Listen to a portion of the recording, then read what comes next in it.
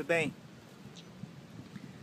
Agora nós vamos falar sobre a segunda competência emocional, a segunda habilidade emocional, que é o autocontrole, que também está muito relacionado com a primeira competência, que é o autoconhecimento, e que também está muito relacionado com o que a gente falou lá no primeiro vídeo sobre o sequestro da amígdala, sobre o sequestro emocional, de você perder o controle e tomar reações, atitudes que talvez não seriam as mais adequadas. Então, quando você se observa, quando você consegue desenvolver esse autoconhecimento e saber como você reage, você consegue interferir através do autocontrole, para que você tome as melhores atitudes, para que você desenvolva ali os melhores comportamentos e você não prejudique assim, de certa forma, as relações, para que você desenvolva boas relações. Ninguém gosta, por exemplo, de viver ao lado de uma pessoa que vive reclamando, vive achando tudo ruim, que reage de forma a ser uma pessoa explosiva, né? Que fica reclamando, achando tudo ruim, que briga com as pessoas. Ninguém gosta de se relacionar. E quando uma pessoa tem o autocontrole, ela consegue desenvolver nas pessoas mais confiança e também senso de justiça, porque ela vai tomar as medidas, as atitudes necessárias, mais convenientes com aquela situação. Então gera aí um senso de justiça, as pessoas se acabam confiando mais em você, se você tem o autocontrole. Sem falar que você começa a desenvolver também aspectos relacionados à liderança, porque a liderança é necessário que a pessoa tenha esse autocontrole para sempre tomar as melhores decisões. Existe um princípio que eu tirei de um livro do Steve Covey chamado Os 7 Hábitos das Pessoas Altamente Eficazes, que eu recomendo muito que você leia, é um livro fantástico, extraordinário. O princípio chama-se 90-10. Ele diz nesse livro de que 10% das coisas que ocorrem na nossa vida, a gente não tem controle.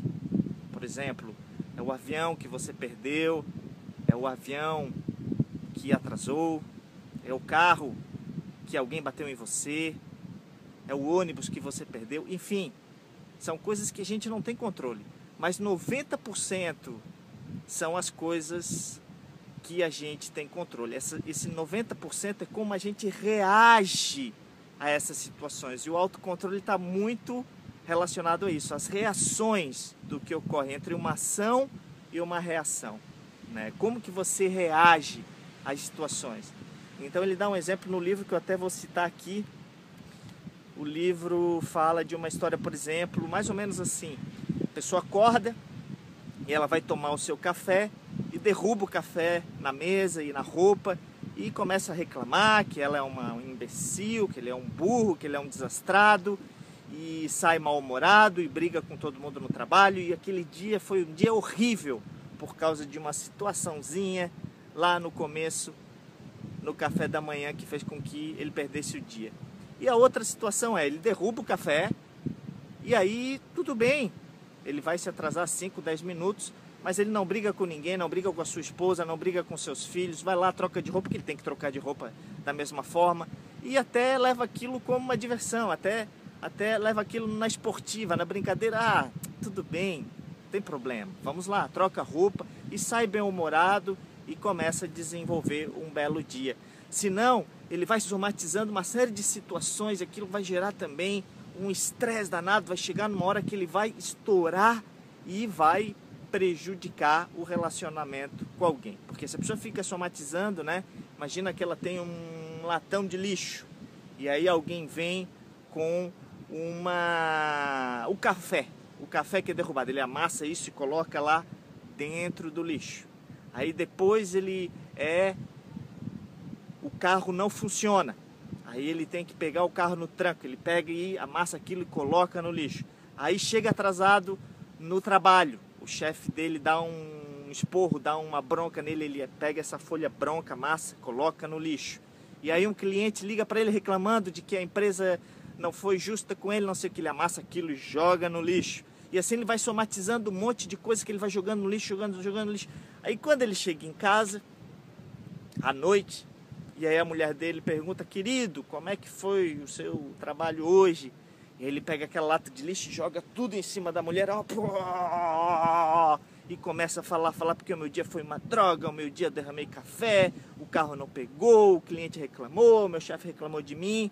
Não, também não, você não pode ficar somatizando. Você tem que saber como se desapegar disso, tem que sublimar isso, tem que transcender essas emoções, eliminar. O café derramou, ok, beleza, não vou somatizar, vou lá trocar de roupa, leva na esportiva, porque senão isso pode somatizar e depois isso nem reage na hora e nem reage depois. Saiba como não reagir na hora, incorpora aquilo, leva na esportiva, vê de uma forma agradável. Acontece 10%, você não tem como evitar. Agora 90% de tudo que ocorre com você é como você reage.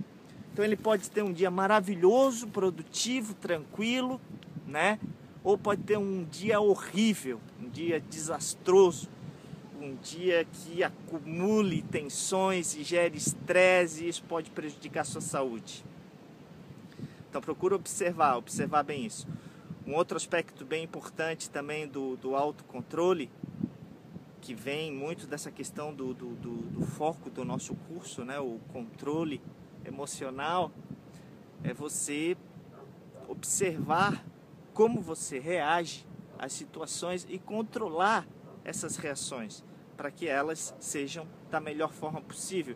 Esses 10% realmente não tem como evitar.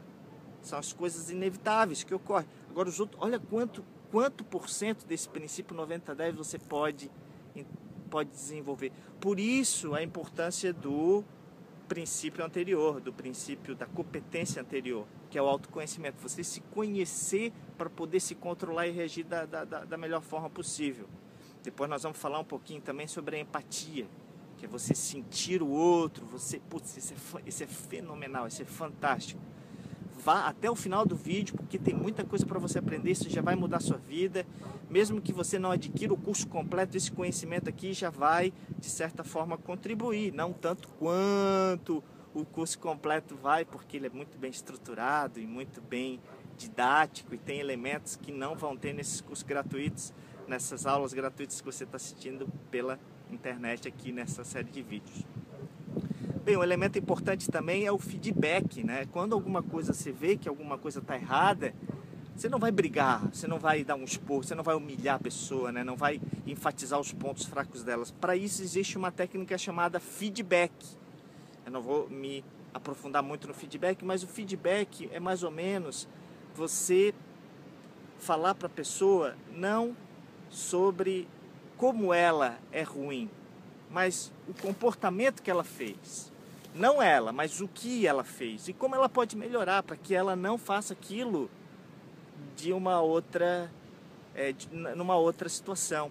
Então aquilo vai estar ajudando para ela, é uma crítica construtiva, sabe? Então tem que saber falar, tem um jeitinho de falar.